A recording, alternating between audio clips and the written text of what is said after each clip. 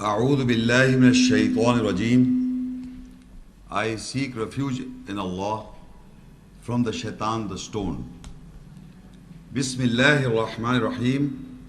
With the name of Allah, most gracious, most merciful. Assalamu alaikum wa rahmatullahi wa barakatuh. Peace and blessings and mercy of Allah to all of you, ladies and gentlemen, welcome. The topic is what Al-Quran says about Hadith, translated as the event.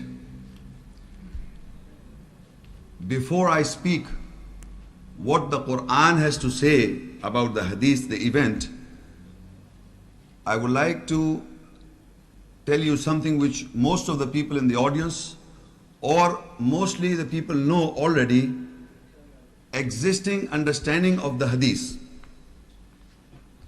The general concept of the word Hadith in the environment, I will just discuss few things about it, and then I will discuss as to what the Quran has to say about this word Hadith. The general understanding of the word Hadith is not being translated. It is being kept in Arabic. And when person says about hadith, people think immediately that they are referring to the sayings and the practices of the Prophet. When the word hadith is being used, the word hadith when used, generally people think it is referring to the sayings, which Arabic means qawl, and the practice of the Prophet. Hadith means this. It means this. Or it means sunnah, which Arabic word sunnah means the practice. Sunnah of the Prophet would be practice of the Prophet. Sunnah, the word doesn't mean the practice of the Prophet. Sunnah, the word, means the practice. Hadith means event. These are the meanings of the word, these two words. But whenever in our society, culture, all around the world, in the Muslim society, when the word hadith is being used by any non-Muslim, any person in a Muslim society, we think that he is referring to the saying or the qawl or the sunnah, the practice of the Prophet. This is generally understanding of all the so-called Muslim world. So there are about 6 authentic hadiths in the Sunni school of thought, and there may be 4 or some other numbers in the Shia sect of the school of thought of the hadith, books of hadith. The people who are involved in these studies, they know the references, and I don't want to go into detail because the topic is not such. The topic is what the Quran has to say about the hadith, not what the people in the understanding of the world is. So all the Sunni school of thought people reject all the hadith or the sayings recorded in the Shia sect. Everybody. And the Shia sect people reject all the hadith or the sayings of the prophets recorded in the Sunni authentic or books of hadith. This is the first contradiction among the schools of thoughts between the Sunni sect and the Shia sect. The hadiths themselves are being rejected by the people. Secondly, the people who have been collecting the hadiths, they themselves are rejecting the hadiths, saying that these are not authentic hadiths or the sayings, but they have selected among from so many numbers some hadiths. So this contradiction of the hadith is from the day the hadith book started. And still there is a contradiction. People are contradicting the hadith, that you believe in that hadith, this is not say, we have to see this chain of the thing and all the authenticity that is being practicing going on. So I was just trying to introduce to you what already you know about the sayings and the hadith of the Prophet. Then there is a rule. There are many rules to verify that this book of hadith is being authentic or not authentic. There are many rules, and one of the rule that which I and all the schools of thoughts will agree, that any hadith or any saying or any sunnah or the practice of the Prophet, if it is not in connection or submissive to the ayahs of the Allah's Quranic ayahs, we will reject the hadith.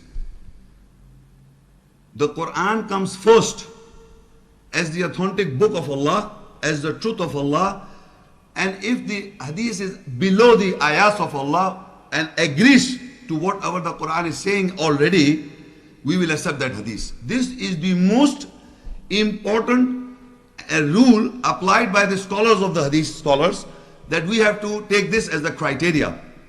And since Quran is the Furqan, the criteria, so we can judge the ahadith, the collection of the people, scholars who have collected that, by making Quran as the criteria to judge that this hadith, if been related to the Prophet, is it verifying any event verifying by the Quran itself? If the Quran verifies, we can say this hadith or this event related to the Prophet is true. But we must not forget, I repeat, we must not forget that the Quran, the Furqan, is the criteria to judge the hadith. The Quran, Furqan, I add further, the Quran, Furqan is the criteria to judge the Bible. The Quran, the Furqan is the criteria to judge the scientific events or scientific researches that has been taking place in the world, and they come and arrive to a truth or a fact.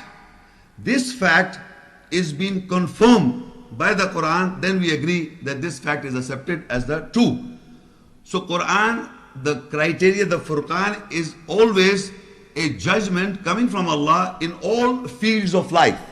In all fields of life, if there is a statement in science or in history or in geography or in hadith or in Bible or in Bhagavad Gita or in Gita or in Avesta, anywhere in the world, if it has to be aligning with the Quranic ayat, we accept, we agree that this thing is true or factual. But the Quran is always the criteria, the Furqan, to judge everything in the world. But we must not forget that this, you have to make this as a rule, because Quran itself says that Quran is Furqan, the criteria, the criterion. So now, another thing is that if you ask any person, I just now said something, I would like to give a demonstration, because this you must understand, very simple. This I hold, there are many books of hadith. I am just referring one book I hold in mind as a Bukhari hadith. This book.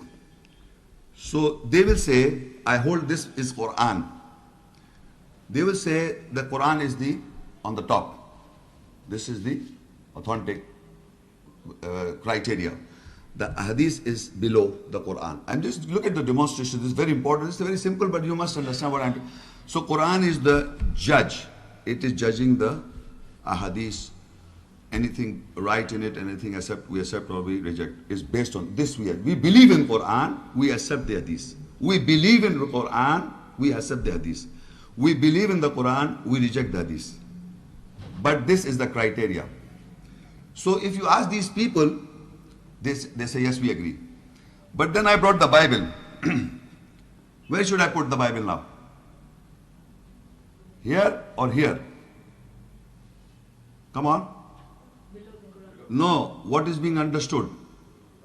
What is being understood? First came Bible. Excuse me, yes. No, what is being understood in the world is this book above. It should be the below the Quran. But generally, we bring unconsciously above the Quran, saying there are recordings in the Bible which is tahrif, some of the biblical recordings we have to accept. And now the Quran has clarified the statements within the Bible, so we accept the Bible. So, but you don't make this Bible on below the Quran, you make this Bible on the top. It is me, myself, is saying we have to bring the Bible and Hadith downwards, under the Quran. You cannot understand Because there are scholars that say that the Bible is clarifying many things in the Quran which are not clarified. The Bible gets clarified. So Bible becomes on the top. So there are accounts and the events of the various messengers, the prophets before Muhammad, peace be upon his era. They say that this Bible, there are recordings of the Ibrahim alayhi salam and Musa alayhi salam and Isa alayhi salam are in the Bible. It is in the Bible. So we can clarify the Quranic ayahs by the Bible. And scholars have done it. So you must understand, when I say Quran on the top, means Bible is below. And from the Quran we have to judge the Bible. We know the criteria of the Quran, we judge the Bible. So now Bible and Hadith goes below. But you must, this simple understanding, the moment I say the Quran is the criteria to judge the Bible and Hadith and other books. So they say, yes, we agree. But then I said, then we must know first the Quran. We must know first the Quran to understand the Bible statement and the Hadith statement. Now immediately the same person will say, no, you can understand the Quran. You cannot understand the Quran. The explanation of the Quran is in the Hadith and the Bible. So now you are speaking in two tongues. The moment I said the Quran is the criteria to judge the Hadith, the Quran is the criteria to judge the Bible, you must know any topic, any essence from the Quran first, then you can judge the Hadith, then you can judge the Bible in that. But the moment you say, yes, we agree to that, and we start off, then we start reading the Quran, so we can understand the rule or the some aspect from the Quran, so that we can judge the Hadith, we can judge the Bible. They say you cannot understand the Quran. You cannot, because you have to know first the tradition, the Hadith first, and then you can understand the Quran. So this statement is not true. The true statement is, among these two statements, you cannot understand the explanation of the Quranic, of the Quran, of the various prophets is from the Bible, according to some people. And the explanation of the era of the Muhammad Sallallahu Alaihi Wasallam era is in the Hadith. So I am telling you, the Quran explains the era of Musa salam, the Quran explains the era of Ibrahim alayhi salam, the Quran explains the era of Nuh alayhi salam, and if there are similar stories or narrations in the Bible, it will confirm and it will reject that this is wrong about Nuh alayhi salam. This is not sahih, good, correct, authentic about Ibrahim alayhi salam, Musa alayhi salam, Isa alayhi salam, Nuh alayhi salam. This is the criteria to be established in all times. Not the other way around, that you can never ever understand this book until you understand the Bible or you understand the Ahadith that will clarify the ayats. It is not like such. So this I was trying to demonstrate. So you must understand that these books and all the other books of the world have to come below the ayat, below the Quran, to understand the Quran, the explanation of the Hadith or what. So this was, I was trying to demonstrate. So we must understand there are two opinions, that Quran is the criteria to judge all the books of the world. No book is explaining the Quran, because Quran is the word of Allah. 100% factual statements are recorded. The other human statements of any books of histories have got errors, human errors.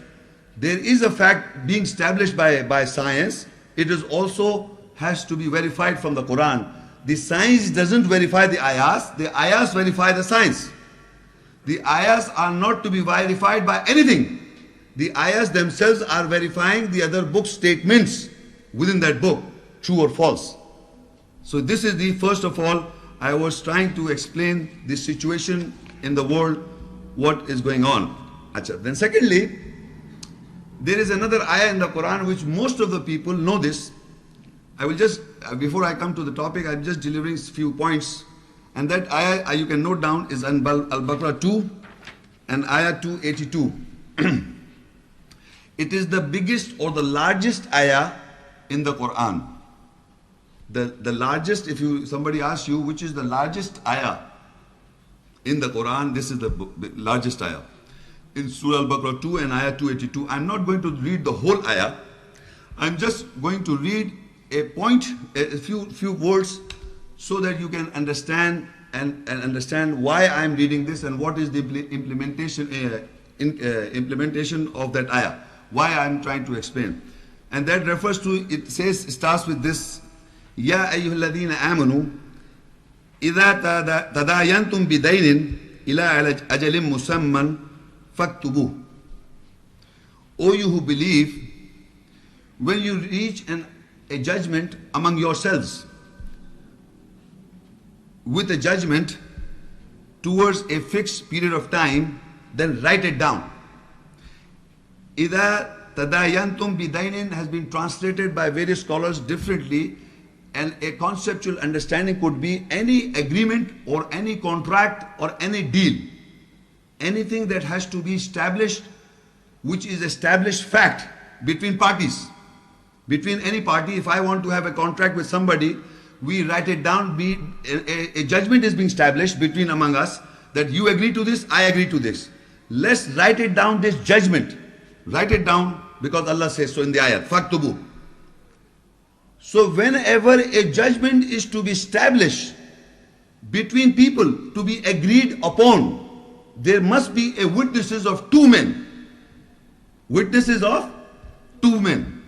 And if two men are not available, then one man and two women. And further in this ayah, the same ayat I read for you.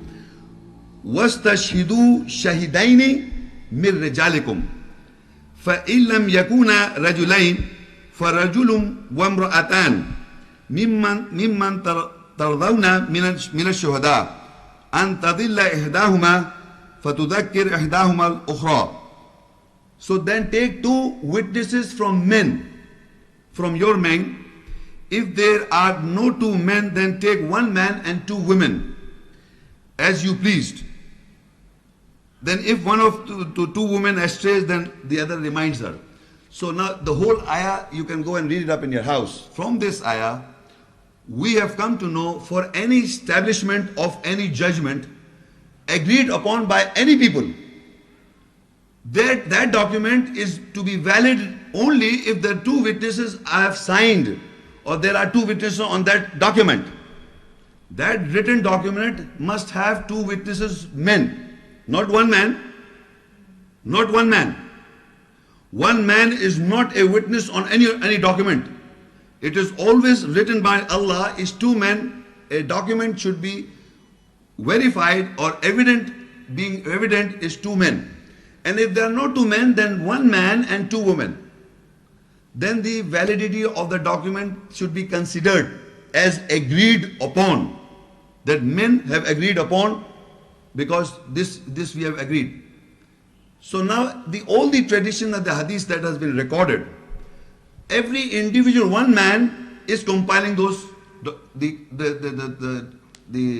hadiths of the sayings of the phase of the Prophet. The sayings, the sunnah of the Prophet is recorded by one man. So all of the people that agreed on that document, that the book that they have, should be signed by two people. Exactly the same, they should agreed upon. If they have not done it in the time, so every human, one person have compiled these books. One person. And on that one person you are agreeing upon, and Allah does not allow. Allah said that they should, a valid document should have two witnesses on it. If there are no two men, then one man and two women on any written document. Any judgment that has to be established as true or false, the witnesses should be two men or one man and two women. So this is the situation of the prevailing situation of the environment of the hadith as per understood by most of the people in the world. So now we will see what the Quran has to say about the hadith itself, the word. But before I speak about the hadith, I will give you a few more things to understand. There are few Arabic words which I would like to give you the meanings of those words, which are not mostly translated. First, they itself the hadith, which mean in Arabic the event. Hadith in Arabic means an event. Hadsa, hadasa. The root letter is hadasa, hadsa, an incident or event took place. And that if event is being written down or being narrated would be news in a way, or a prophecy. But whatever the event that took place, if you write it down, it is hadith. Hadith means any event that took place. So now, then there is a word in the Arabic word Torah. Most of the people know the meaning, the word Arabic means Torah, but what the word means, they do not know. So the word Torah means the law. Torah means in Arabic law. Hadith means event. Qaul means saying. These words you must understand to understand the lecture. And there is a word Al-Kitab means the book. And the Quran means the reading. Iqra, read. Quran means the reading. Al-Kitab means the book, the specific book. Torah means the law. Hadith means an event.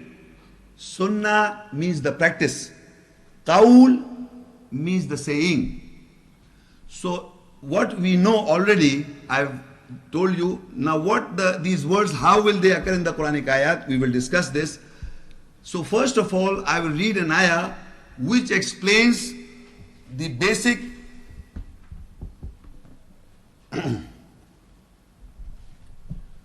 about this book. About the book of, I hold in mind Quran, of course, but Quran means the reading. The ayah that I read is Quran. But if it is written down on a paper or anything written down on anything is the book. Everybody knows that everything written down is a book. So now this book I hold in, I'm referring to the book of Allah, of course. I read the ayahs is the Quran. First of all, what is the book? What is this book? So this understanding, I will read a portion of ayah, Surah Al-Imran, 3 and 7 ayah. هو الذي أنزل عليك الكتاب منه آيات محكمات هن أم الكتاب وأخر متشابهات. I stop here and then I will continue later on. It is He who has revealed Al-Kitab, the book, over you. In it are muhkamat, governing ayahs, signs. They are the mother of the book, Al-Kitab, the book, and other are mutashabiyat, resembling ayahs, signs. Now, it is referring to the book. Allah says that huwa alladhi anzala alayka al-kitab, it is He who has revealed over you the book. This I hold in my hand is a book which contains ayats. It contains ayat. Allah says that it is He, Allah, who has revealed over you the book Al-Kitab, the written material, the written ayahs, the written form, is revealed by Allah over the messenger, prophet. In the book, minhu